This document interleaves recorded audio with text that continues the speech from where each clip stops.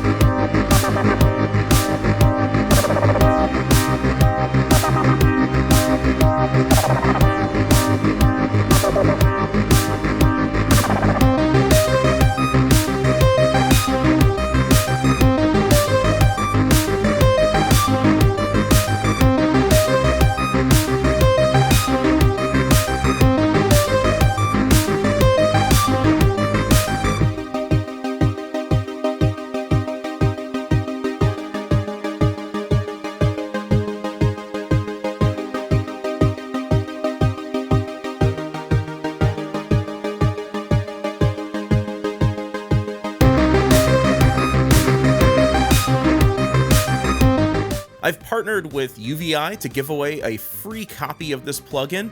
This is part of my holiday giveaway I'm doing this year. If you want to learn more about that, go check out the promo video I put out just before putting out this video, and you can learn more about all of the great companies who have donated plugins and gear for you guys to win. If you want to try to win a copy of Shade, all you have to do is subscribe to my channel, subscribe to UVI's channel, and then leave a comment below. And I'll talk more about the details at the end of this video. Okay, so let's start from scratch. I'll just clear the plugin, and I'll start with the basic setup here. Now, you can click to add new filters, just like so, and you can right-click on any of these to choose the filter that you like. So let's say that I want a peak filter in the low end here, just kind of pushing up a bit. And then on the top end here, maybe I want a low pass filter here. And, you know, there's nothing too special about that. But what you can do with Shade is you can modulate any of these filters. So first I'll just bypass Shade and I'll play you this little synth pad idea I have here.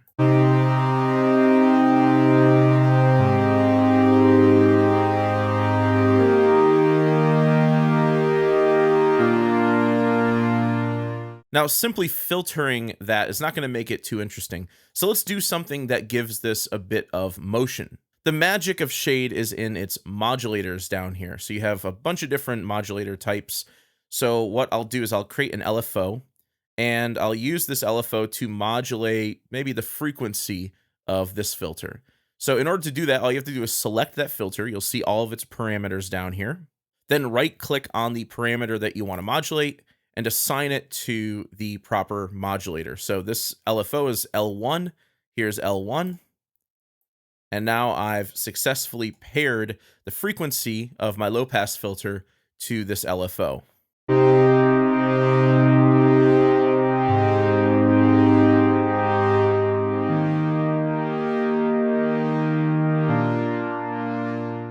Now, if I want that to go slower and maybe I want it to follow the tempo of my project, all I have to do is click here to follow the tempo, and now the rate I can set to a musical value, maybe like a whole note. There we go, 1-1.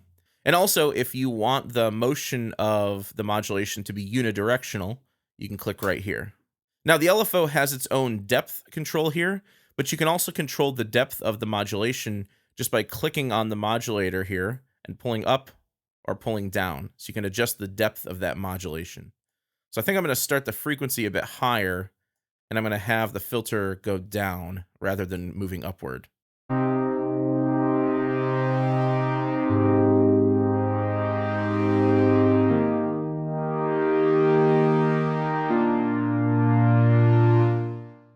Okay, so let's give this even more motion. Let me modulate this peaking filter here.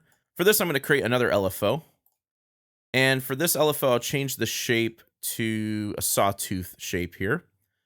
I'll sync this up with the tempo, and I'm going to make this go pretty fast. I'll make this like a 16th note rate. And for this, I want to modulate just the gain.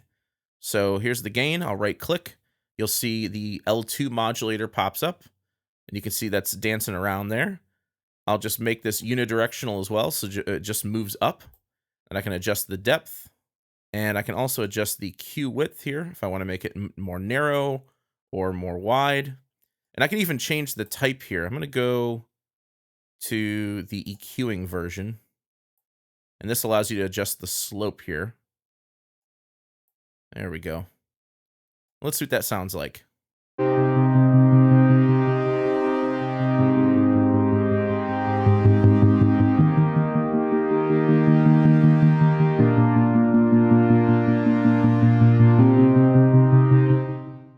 Now you'll see the built-in limiter is kicking in, which that's nice, so you don't get clipping on your track, but I am getting a little bit of distortion, so I'm going to click here on this little wheel here, and you can adjust the input and output gain of the track, and you can also adjust a mix blend, so anything you do in here can be parallel processed if you like.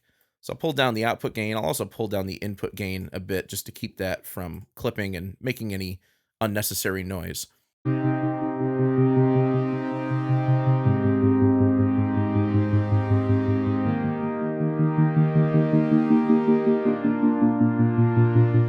All right, let's give this even more motion. I'm going to add in another filter. You can also do this by clicking the plus button down here.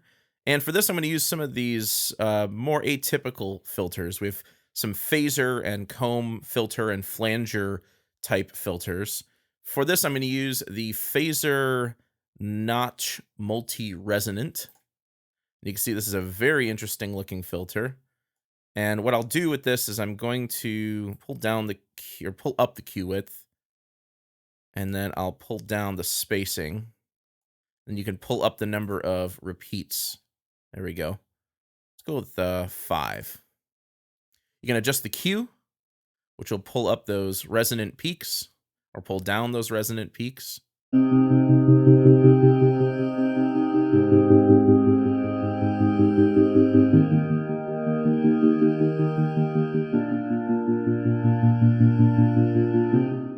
So that's sort of giving me like a crystalline quality.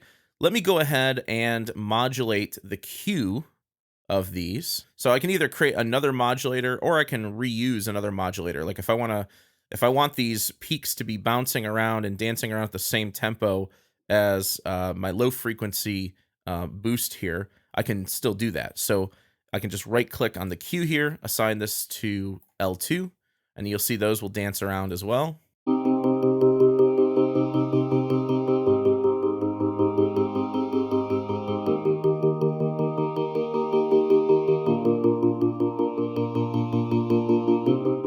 And you're not just limited to LFOs for your modulators either. One of my favorite ones here is the figure modulator. What this does is it creates a shape, and there's different preset shapes you can pick from. And what you can do with these shapes is you can actually fully customize them. So you can adjust the shape parameter, the number of vertices, and the rotation, as well as the rate and depth, just like you could with an LFO. But because these are two-dimensional shapes, they can control two different parameters, an X parameter and a Y parameter. So think about this as almost like an XY pad that has a predetermined path.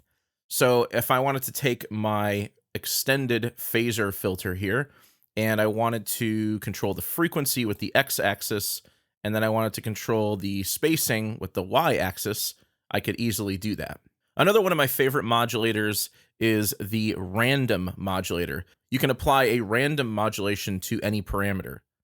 So let's say that I want the Q width to have a bit of a random effect to it. And just like an LFO, you can slow down or speed up the rate. For this, I'll slow it down so it's a more gradual thing, and I'll pull down the depth a bit as well.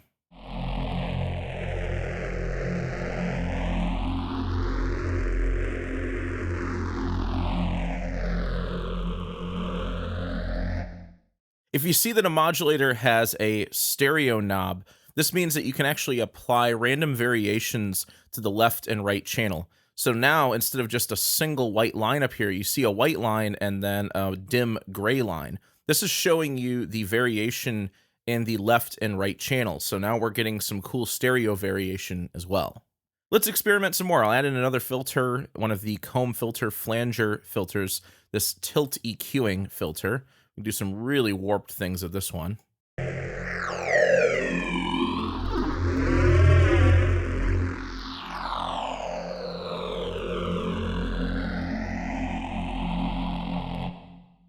For this, maybe I'll use the XY pad modulator, and I'll assign the frequency to the X-axis and the gain to the Y-axis. So now I can control this filter 2 different parameters at the same time.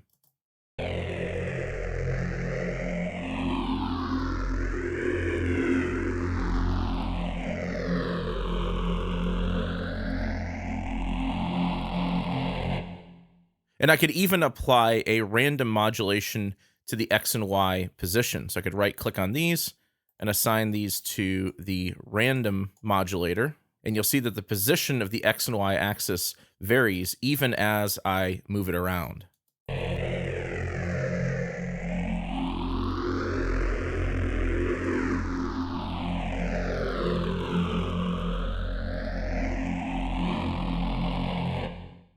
Now, I could go on and on all day just playing around with this and coming up with new synthesis and sound design ideas.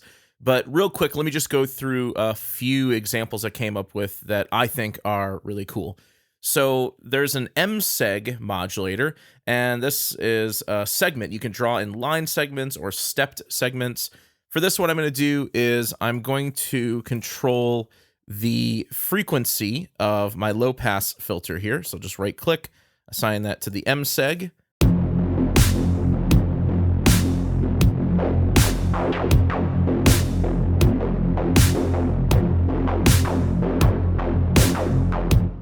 So it's giving me a cool rhythm. And then with this tilt filter, I'm going to use the follower modulator. Now, the cool thing about the follower is you can either use the sound source itself, or you can use a sidechain input source as an envelope follower. So up under the trigger menu here, I've selected audio and sidechain as my source, and then I've selected the kick drum as my sidechain source in shade. So now what I could do is I could say, okay, I want the frequency and the gain of this filter to be controlled by the follower.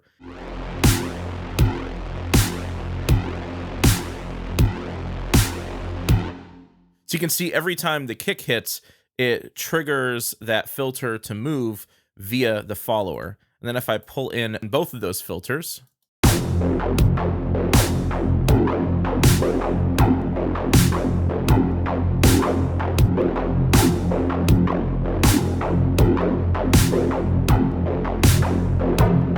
and you can even control the mix blend with modulators. So if I want my mix blend to also be triggered by the envelope follower, I could do this as well.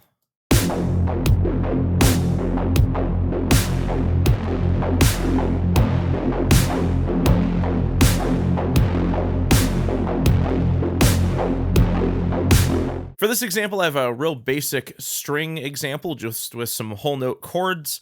And the first filter I have is the bandpass resonant filter. Here I'm modulating the frequency, Q, and Q width using the figure modulator, and then I'm randomizing the shape of the figure using the random modulator. And then I have a gain filter, which is essentially just like a volume control. And with that, I've got this paired to the MSEG with a pretty interesting rhythm here. One thing to keep in mind is some of these modulators have presets right here. You can choose from some factory presets or create your own.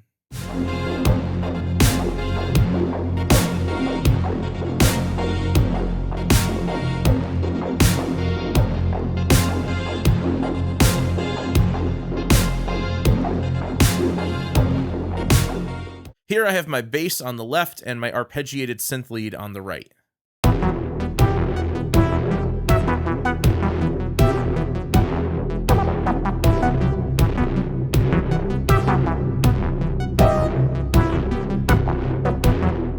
And you can also use shade for completely practical things. Here I'm using it as a dynamic EQ for these vocals. I know you say you're not afraid to dive into something. You got nothing to lose, but I'm not that way. Taking my sweet time, don't wanna be the one to cry, but I know you say. So I'm using it here to reinforce the body and some mid-range presence while simultaneously slightly taming the top end. The vocals sound a bit boxy, so this is helping to smooth them out. So shade is honestly one of the most versatile dynamic EQs as well. You know, even though that's not necessarily their main focus, but it can be used in this way as well for any instrument or voice. So that's Shade from UVI. It's an incredible creative filter and synthesis modulation and sound design tool.